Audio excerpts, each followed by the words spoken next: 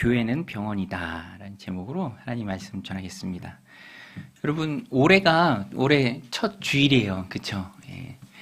생각만 해도 설레고 좋다. 그죠? 예. 올해가 뭐 이렇게 세상에서 말할 때는 뱀해라고 하더라고요. 뱀해. 그래서 제가 검색해 보니까 정이 안 가는 이미지만 잔뜩 막 있더라고요. 뱀 모양이 있고 막. 그죠?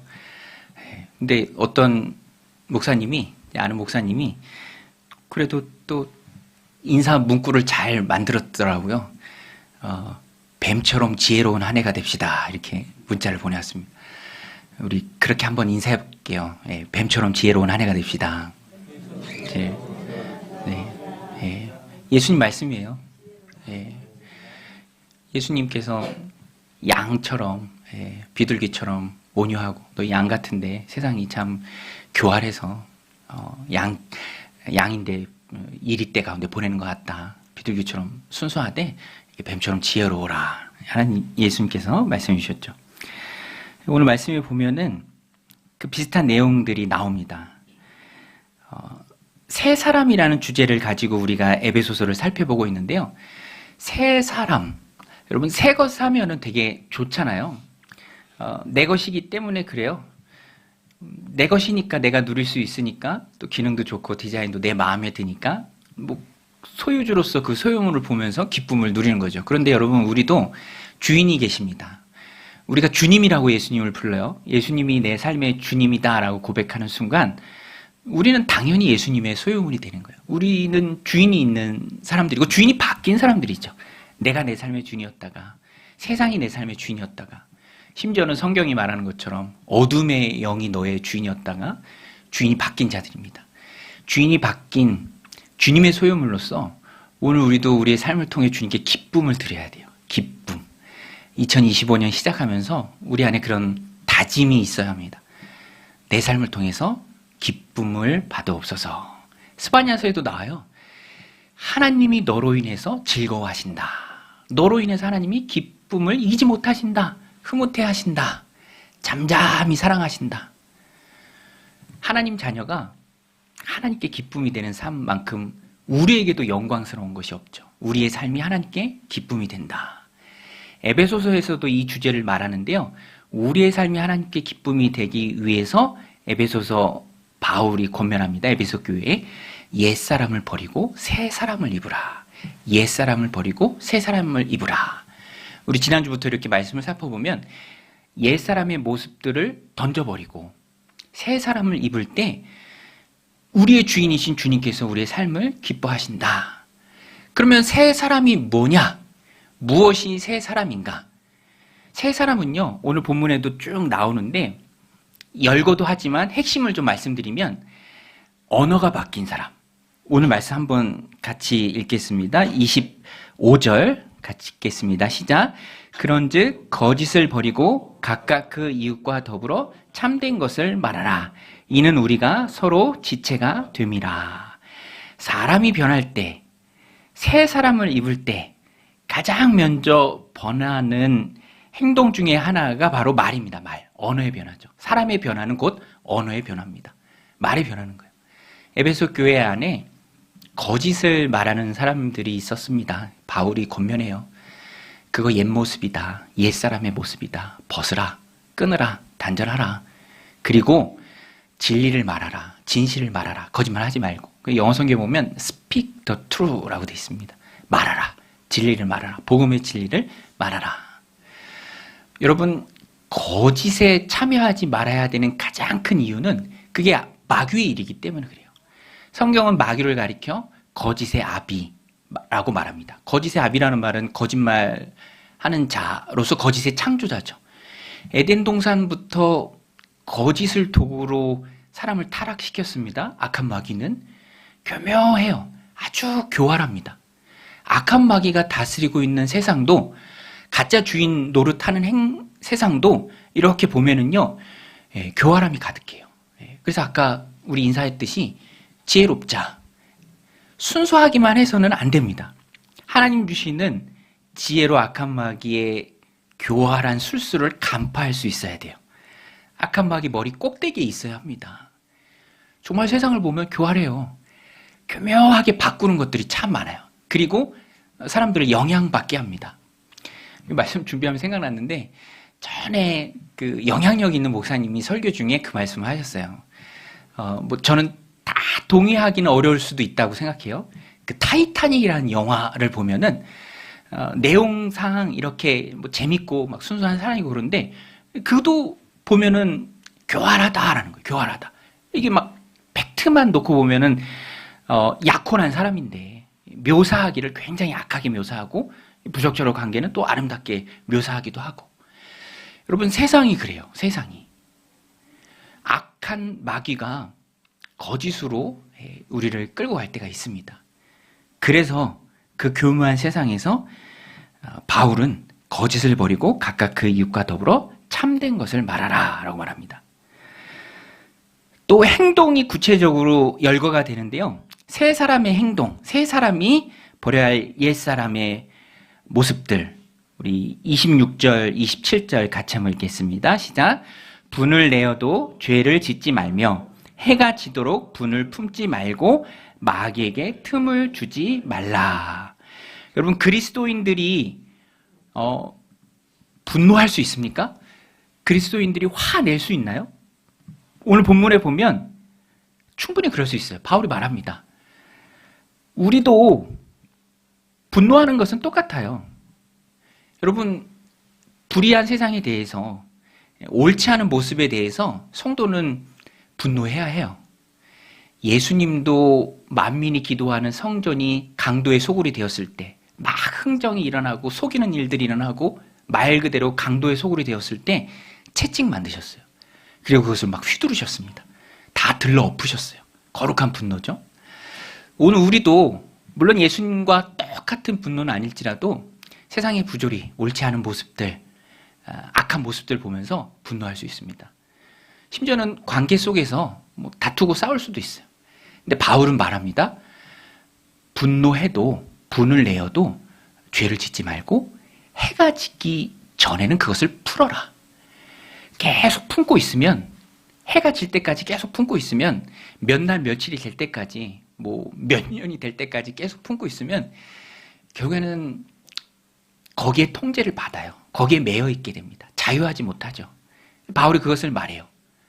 악한 마귀로 하여금 틈을 주지 말라. 분노를 풀지 않는 것은 틈을 주는 겁니다. 마귀에게. 영어 성경에 보면 틈이 opportunity, 기회라고 번역을 했는데요. 틈을 준다라는 것은 빌미를 제공하는 건데 마귀에게 빌미를 제공해요. 마귀가 주로 하는 일이 뭐냐면 성도를 하나님 앞에 가서 고소하는 일이에요. 비방하는 일입니다. 참소하는 일이에요. 마귀는 참소자, 비방자 특징이에요. 그거 주업으로 합니다. 그런 마귀가 우리가 분을 품고 있을 때 혈기를 부릴 때 내려놓아야 하고 풀어야 하는 시간이 지났음에도 계속 품을 때 오늘 본문의 버전으로 보면 해가 지도록 계속 품고 있을 때 악한 마귀에게 틈을 주는 게 됩니다. 하나님 앞에 참소할 기회를 줘요. 마귀 놀이터가 우리의 마음이 돼요. 헤어나오지 못하고 매여 있는 모습들. 바울은 분명히 얘기합니다. 여러분 분노할 수 있어요. 화낼 수 있습니다. 그러나 그것에 끌려다니지 않고 그것에 매여 있지 않는 게 너무너무 중요합니다. 잠언 6장 27절에 보면 이 말씀이 있어요. 사람이 불을 품에 품고서야 어찌 그의 옷이 타지 아니하겠으며. 불을 가슴에 품고 있으면 옷이 타는 건 당연한 이치죠.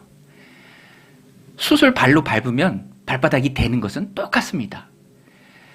옛사람의 모습이 새 사람이 된 후에도 그대로 지니고 있으면, 분노하고 있으면, 해가 진 후에도 계속 품고 있으면 옷이 타는 거예요. 책임이 나에게 있다라는 말과 같아요. 책임이. 여러분 죄에는요 청구서가 있습니다. 당시에는 감정적으로 막 휘둘러도 나중에 찾아올 수 있어요. 얼마 전에 저희 집으로 과태료 통지서가 왔다니까요. 신호 과속 30km인데 41km가 찍혀 있더라고. 제가 보니까 40km까지는 봐주는 것 같아. 41km 찍히는 것 같아요. 근데 너무너무 감사한 건 제가 아니라 제 아내 이름으로 왔어요. 제가 아닌 게 너무 감사해요. 그게 만약에 저였다면 감당이 안 돼요. 그 비난과 그 잔소리 평생 갑니다. 평생. 근데 제가 아니니까 그 청구서를 받아들면서 되게 미안해 하더라고요. 여러분, 죄에는 청구서가 있어요. 분노에는, 혈기에는 청구서가 있습니다. 바울의 말이 진리예요. 성경 말씀이죠. 바울을 통해서 하나님 주신 말씀이에요. 분노하지 마라. 해가 지기까지 그 분노를 품지 말아라. 그 어떤 노부부가 막 싸우고, 그 이찬수 목사님 설교 중에 나오대. 그거 해 지기 전에 푼다고 두 부부 중에서 한 부부가 먼저 얘기한대. 여보, 해가 지네. 화해하자. 풀자. 해가 지네. 진리입니다. 또 오늘 본문에 보면 도둑질하지 말라라고 말합니다. 도둑질하지 말라. 어떤 주석에 보니까 노예였다가 그리스도인이 된 교인들이 에베소 교회에 많았다. 예전에는 참 교회죠. 주인과 노예가 한 교회에 있습니다. 상상할 수 없는 일이에요. 그런데 아직도 그리스도인이 됐지만 아직도 옛 모습을 버리지 못한 노예들은 주인의 물건을 훔치는 일들이 참 많았대요. 주인의 물건을. 뭐 부자니까, 나는 가난하니까 이렇게 자기 합리화를 하면서 했을 수도 있겠죠. 그러나 그 모습도 끊어라. 여러분, 한 번이 어렵지 두 번, 세 번은 쉬워요.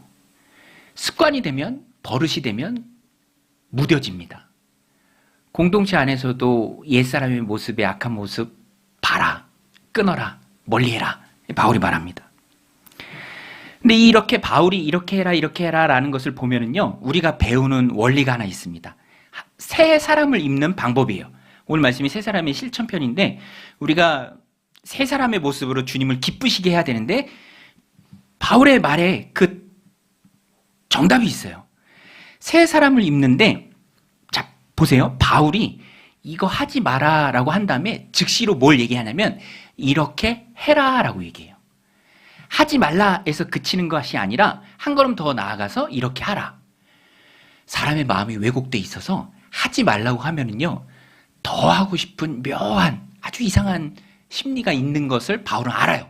그래서 진짜로 새 사람의 모습을 입을 때 옛사람의 모습을 벗어버리라, 하지 말라 에서 한 걸음 더 나가서 적극적으로 긍정적으로 이렇게 하라라고 말합니다. 우리 성경을 찾아서 한번 읽어볼게요. 오늘 자막으로 준비를 못했는데 28절, 29절 보세요. 하지 말라 다음에 바로 하라가 나옵니다. 28절, 29절 같이 읽겠습니다. 시작. 도둑질하는 자는 다시 도둑질하지 말고 돌이켜 가난한 자에게 구제할 수 있도록 자기 손으로 수고하여 선한 일을 하라. 무릇 더러운 말은 너희 입 밖에도 내지 말고 오직 덕을 세우는 데 소용되는 대로 선한 말을 하여 듣는 자들에게 은혜를 끼치게 하라. 그죠, 여러분? 하라. 혹시 새해 계획, 결심, 뭐 작심삼일이라는 말이 우리 힘을 빼긴 하지만 계획하신 거 있으신가요? 제가 없어요. 계획하신 거, 이 말씀을 가지고 우리가 얻는 거룩한 팁이에요. 긍정적으로 표현을 바꿔야 합니다. 하라. 겸손해야지 하면 겸손하기가 쉽지 않아요. 남을 높여주면 됩니다. 남을 높여주면. 오늘 참 아름다우십니다. 저는 이렇게 칭찬을 하면 자기가 낮아지잖아요. 또 자녀들에게도 내가 올해는 잔소리를 많이 하지 말아야지 라는 것보다 칭찬을 많이 해야지. 작은 것 하나라도. 일터와 공동체와 가정에서 새 사람을 입는 그리스도인의 모습을 작심할 때, 정할 때 부정적인 표현 너무 한 걸음 더 나가 긍정적으로 만들면 우리가 새 사람을 입기가 쉽습니다. 바울이 이것을 말해요. 하지 말라 해서 멈추지 말고 하라. 도둑질하는 자들, 도둑질하지 말고 가난한 자들에게 구제하라. 내 손으로 수고해서 선한 일을 하라. 더러운 말 입 밖에 내지 말고 입으로 할 말은 덕을 세우는 데 소용되는 선한 말로 하여 너희의 말을 듣는 모든 자들에게 은혜를 끼치게 하라. 긍정의 표현이죠. 여러분, 오늘 이 말씀을 가지고 이 새해에 우리가 계획을 세워야 합니다. 하나님의 은혜가 임해요. 또 한 가지는 새 사람을 입는 모습이에요. 방법입니다. 또 한 가지는 성령님을 생각하라. 너희가 너희 안에 계신 성령님을 왜 모르느냐? 너희 안에 성령님이 계신다. 너희가 새 사람이 된 이후에도 옛사람의 옷을 입고 있고 생활 방식이 바뀌지 않았다면, 예전에 하던 모습들, 악한 행동 그대로 한다면 성령님이 너희 안에 계신 그 상태에서 그 일을 하는 거기 때문에 너희 안에 계신 성령님이 그런 너희를 보면서 슬퍼하신다. 근심한다.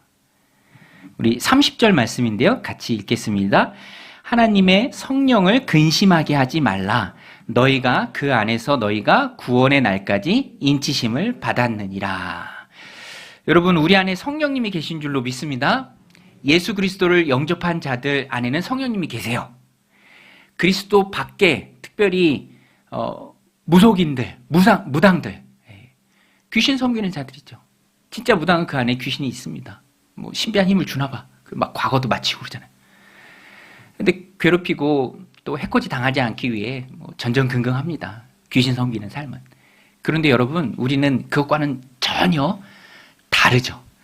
성령님을 모시고 사는 사람들입니다. 성령님을 모시고 산다. 아, 감사하다. 영적인 자부심이 있다. 내 안에 성령님이 계신다. 여기서 그치는 것이 아니라 성령님을 근심하지 않게 하라. 옛사람의 모습을 벗어버리라. 오늘 우리에게 주시는 말씀입니다. 우리의 생활 방식 때문에 성령님이 슬퍼하면 너무 송구스러운 일이잖아요. 여러분 기억하십시오. 성령님이 내 안에서 슬퍼하실 수 있어요. 성령님은 어떤 기운이나 화학적 성분이 아니에요. 슬퍼하신다. 오늘 본문이 말하잖아요. 인격을 가지신 분입니다. 부모가 이 자녀를 양육할 때 자녀들이 말을 잘 안 들으면 속상하잖아요. 마음이 아프잖아요. 똑같아요. 성령님도 똑같습니다. 그리스도인이 된 후에도 그 삶으로 하나님께 기쁨이 돼야 되는데 여전히 옛사람의 모습이 있다면 그 모습을 성령님이 슬퍼하십니다. 우리가 그것을 기억해야 돼요. 여러분, 그리스도인의 삶은 관계 속에서 세상 속에서 살아가지만 하나님이 보신다라는 생각을 해야 돼요. 창세기 39장에서 요셉이 고백하잖아요. 보디발의 아내가 유혹했을 때 내가 어찌 큰 악을 행하여 하나님께 죄를 지으리까. 요셉의 고백을 이렇게 보면은 요셉의 마음을 알 수 있어요. 이 집 주인이 내게 모든 것을 허락했다. 그러나 딱 한 가지 금한 게 당신이다. 주인에 대한 나의 신뢰를 내가 뒤집을 수 없다. 그리고 그 행위는 하나님 앞에 죄를 짓는 일이다. 이 요셉의 고백입니다. 여러분, 오늘 우리도 구원받은 이후에 하나님 주신 삶을 살아갈 때 내 삶을 하나님 앞에서 살아가야 합니다.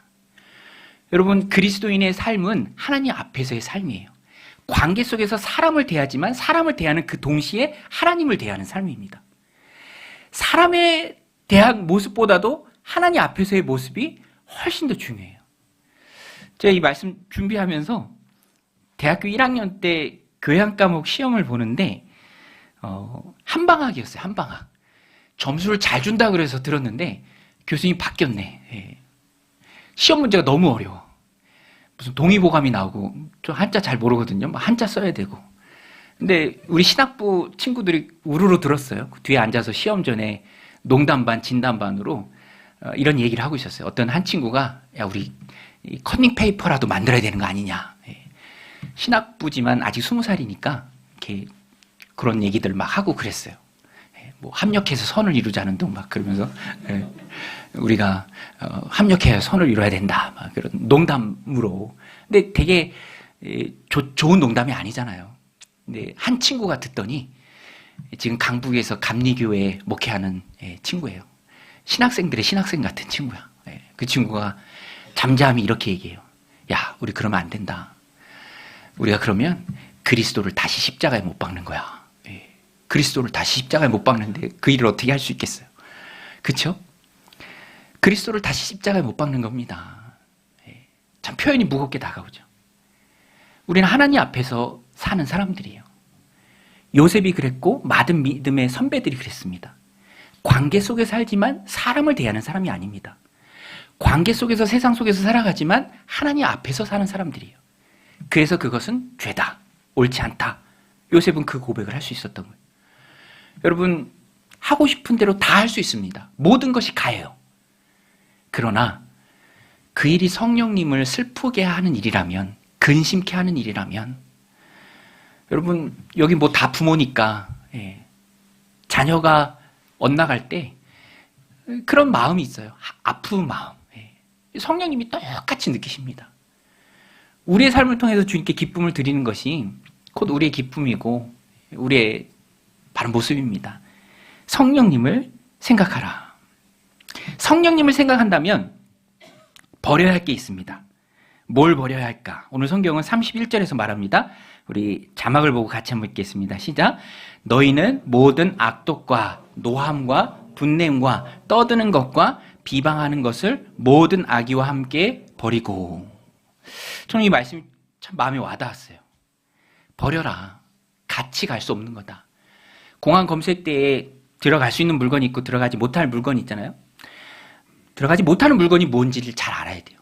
우리 31절에 성령님을 근심하게 하는 것들 버려라. 모든 악독. 악독이 뭔가요, 여러분? 악독. 악독하다. 우리가 버려야 돼요.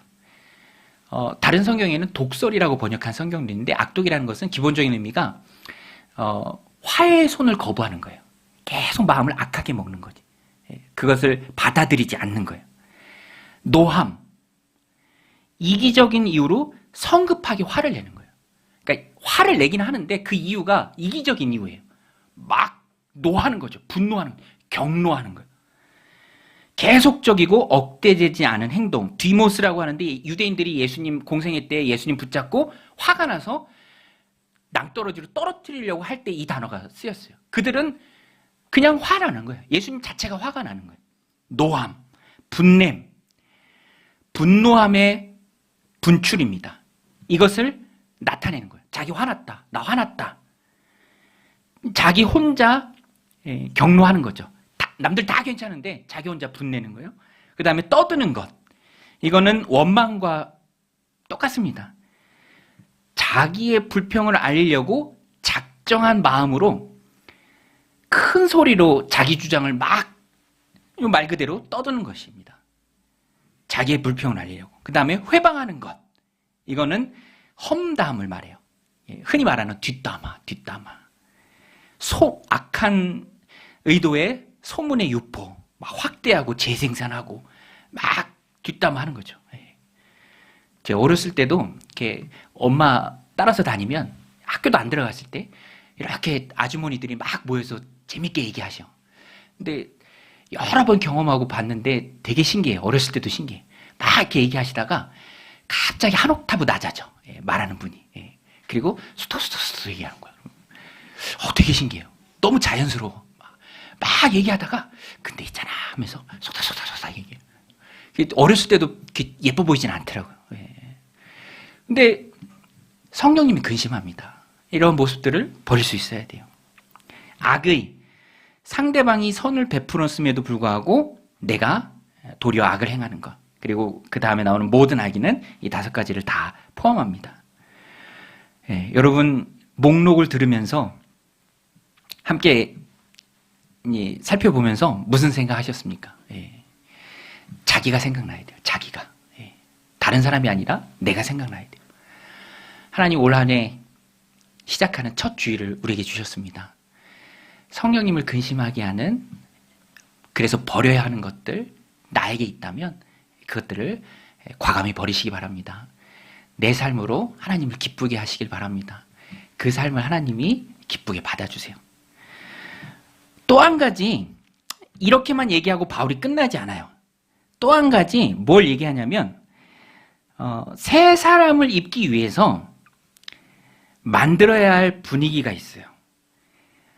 새 사람은 공동체 안에서 우리가 입을 수 있습니다. 이게 보세요. 지금 말씀드린 거 다 관계 속에 있는 거예요. 관계 속에서 드러나고 관계 속에서 알고 관계 속에서 치유받아야 할 것들이에요. 또 관계 속에서 고쳐야 할 것들입니다. 관계 안에 들어오지 않으면 몰라요. 그게 있는지도 모릅니다. 이상해지는 거예요. 그래서 새 사람이 되는 것은 공동체 안에서 이루어져요. 바울은 그 공동체를 관용하고 용납하는 공동체로 만들라라고 말합니다. 우리 32절 말씀인데요. 같이 한번 읽겠습니다. 시작. 서로 친절하게 하며 불쌍히 여기며 서로 용서하기를 하나님이 그리스도 안에서 너희를 용서하심과 같이 하라. 우리 한 번 더 읽을게요. 시작. 서로 친절하게 하며 불쌍히 여기며 서로 용서하기를 하나님이 그리스도 안에서 너희를 용서하심과 같이 하라. 여러분, 이런 공동체를 함께 만들어 나가기를 축원드립니다. 관용의 공동체. 서로 친절하게 하며 불쌍히 여기며 서로 용서하기를 하나님이 그리스도 안에서 너희를 용서하심과 같이 하라. 바울이 왜 이렇게 말했을까? 교회가 병원이기 때문에 그래요. 사람들이 갖는 착각 중에 하나가 뭐냐면 교회를 천국이라고 생각합니다. 여러분, 이 땅에서의 교회는 천국을 맛보기도 하지만 완전하게 천국일 수는 없어요. 왜냐하면 이 땅에서의 교회예요. 이 땅은 죄인들이 살아가는 곳입니다. 그래서 교회도 죄인들이 모인 곳이에요. 의인들이 아니라 죄인들이 모인 곳이 교회입니다. 사람들이 교회를 천국이라고 생각하니까 기대치가 높은데 자기의 기대치와 다른 모습들을 보면서 실망을 하고 또 낙심을 하고 혹은 시험에 들기도 해요. 그런데 여러분 보세요. 우리가 이 말씀을 함께 나눴습니다. 에베소 교회에 바울이 쓴 편지예요. 에베소 교회는 누가 세웠죠? 에베소 교회는 누가 세웠죠, 여러분? 바울이 세웠죠. 에베소 교회에 가진 면면을 살펴보면 성경적인 교회로서 대표되는 교회예요. 바울이 세웠고요. 또 교회가 어디 위치인가도 중요한데 에베소는 당시에 굉장히 큰 도시입니다. 잘 나가는 도시예요. 문화도 출중합니다. 뭐 당시에 출중한 문화라고 하면은 신전들인데요. 아데미 여신, 영어로 다이아나 신전이 있어요. 예전 바뀌기 전 세계 7대 불가사의 중에 하나예요. 지금 기둥만 남아있는데 엄청나게 큰 신전이 있었습니다. 그리고 그 성도들도 바울이 3년 동안 데리고 제자훈련 시킨 성도들이에요. 3년. 교회 중에 가장 오래 머무른 데가 바로 에베소 두란노에서 성도들 제자훈련 시켰잖아요. 그런데 그 에베소 교회 안에 있었던 모습을 바울이 오늘 말합니다. 거짓말하는 거짓말쟁이들, 도둑질하는 사람들, 분내는 사람들, 혈기 있는 사람들, 또 악한 말하는 사람들, 상스러운 말들을 하고 음담들을 늘어놓는 그런 사람들이 바로 교회 안에 있었어요. 교회 주는 말이에요. 잘하는 자녀에게는 뭐 잘하라고 잔소리 안 하잖아요. 휴대폰 안 그래도 많이 안 쓰면 휴대폰 하지 말라라고 얘기 안 합니다. 휴대폰 하기 때문에 하지 말라라고 얘기하는 거예요. 이런 행동이 있기 때문에, 이런 모습이 있기 때문에 바울이 그렇게 얘기하는 거예요. 그럼 여러분 보세요. 성경적인 교회는 이런 사람들이 모인 교회예요. 천국이 아니라 병원입니다. 죄인들이 모여서 자신의 모난 모습들, 이기적인 모습들, 오늘 본문에 나오는 이런 모습들을 함께 치유받고 회복되는 곳이 바로 교회 공동체입니다. 그래서 병원은 천국이 아니라, 교회는 천국이 아니라 병원이다. 우리 한번 따라서 얘기해요. 교회는 병원이다. 교회는 병원이에요. 병원은요, 환자를 탓하지 않습니다. 치유받기 왔기 때문에 탓해서도 안 돼요. 나으려고 왔는데 왜 병들었냐고 병원에서 말하지 않잖아요. 그죠, 여러분? 저는 예전에 이렇게 병원에 가면은 가족들이 가스 나왔냐 이렇게 막 묻고 가스가 나왔다고 막 좋아하고 그게 무슨 뜻인지 몰랐어요. 근데 수술하고 가스가 방귀잖아요, 그죠? 장이 제대로 돌아왔다, 먹어도 된다, 막 다 기뻐하는 거예요. 방귀 꼈다고 막 기뻐하고 병원. 아픈 것을 부끄러워하지 않고 치료받는 것, 병원. 교회가 병원입니다. 대표적인 에베소 교회가 우리에게 이것을 깨닫게 해줘요. 이상적인 교회, 성경적인 교회는요, 천국 같은 교회가 아니라 병원 같은 교회입니다. 그러나 병원은 치유받아야죠. 그래서 바울이 이 말씀을 하는 거예요. 우리 4장 32절 말씀 한 번만 더 같이 읽겠습니다. 시작. 서로 친절하게 하며 불쌍히 여기며 서로 용서하기를 하나님이 그리스도 안에서 너희를 용서하심과 같이 하라. 이런 관용적인 분위기 속에서 치유가 일어납니다. 상처가 회복됩니다. 나태주 시인의 풀꽃이라는 시, 굉장히 짧아서 저도 아는 시. 자세히 보아야 예쁘다. 오래 보아야 사랑스럽다.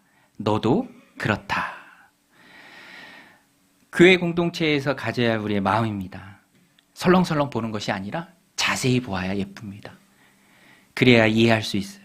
그리고 품어줄 수 있습니다. 그리고 사랑스럽다. 너도 그렇다. 그렇게 고백할 수 있습니다. 교회 공동체는 영적인 가족입니다. 우리의 가족이 있잖아요. 엄마, 아빠, 자녀들. 그때 영적인 공동체도 같이 생각해야 합니다. 한 분 아버지 하나님을 모신 형제요 자매들입니다. 영적인 가족은요, 용납하는 것을 특징으로 합니다. 자녀를 부모가 용납하고 부모의 실수도 자녀가 용납하고 영적인 가족이기에 우리가 용납해야죠. 세 사람은 주님을 기쁘시게 하는 성도의 모습이에요. 성도는 당연히 마땅히 세 사람을 입어야 합니다. 새해 다짐, 긍정적으로 바꾸십시오. 주님께 이렇게 한다. 가족들에게 이렇게 한다. 또 성령님을 생각하고 하나님 앞에서의 삶을 사십시오.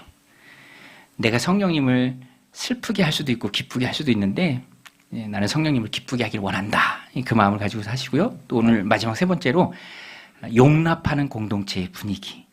약점을 노출할 수 있고 그 친밀한 관계 속에서 치유와 회복을 경험하는 공동체를 내가 만든다. 병원이기 때문에. 우리가 그 마음을 가지면 올 한 해 우리 교회를 통해서 하나님께서 놀랍게 역사하실 줄로 믿습니다. 주님께 기쁨이 되는 저와 여러분들이 다 되기를 주님의 이름으로 간절히 축원드립니다.